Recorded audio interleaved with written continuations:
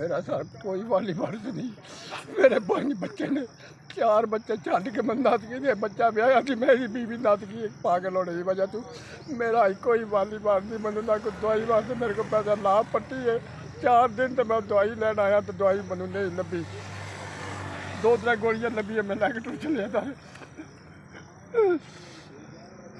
मेरा बीवी मेरी फौत हो गई, कोई मेरा वाली बारिश नहीं आई।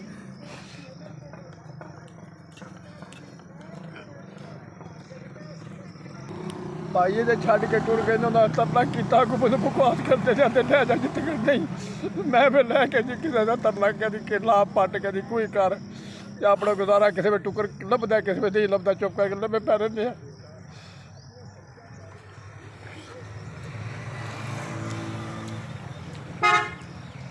भाई जो सन लाओ जे मत मेरा बच्चा बच जाए तो मैं को खाण पीन टुकर करा लाभ दे सानू बड़ी मेहरबानी।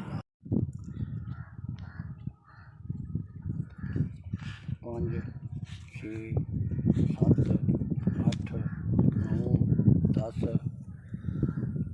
जी जिन्होंने लोगों मेरे वास्ते 10,000 गरीब बंदे वास्ते घलिया बच्चे के इलाज वास्ते, उन्होंने अल्लाह ताला चोखा दे, अल्लाह ताला और उन्होंने तौफीक दे, अल्लाह उन्होंने रहम करे करम करे उन्होंने गरीब आदमी की मदद की ने।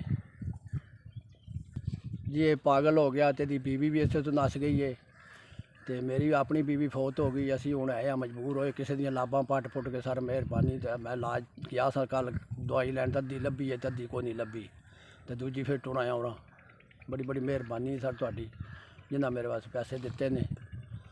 मेरी दुआ है अल्लाह ताला उन्होंने तौफीक दे, उन्होंने बरकत करे, उन्होंने कारोबार में भैन भरावां च बरकत करे, अल्लाह ताला उन्होंने चौखी तौफीक दे।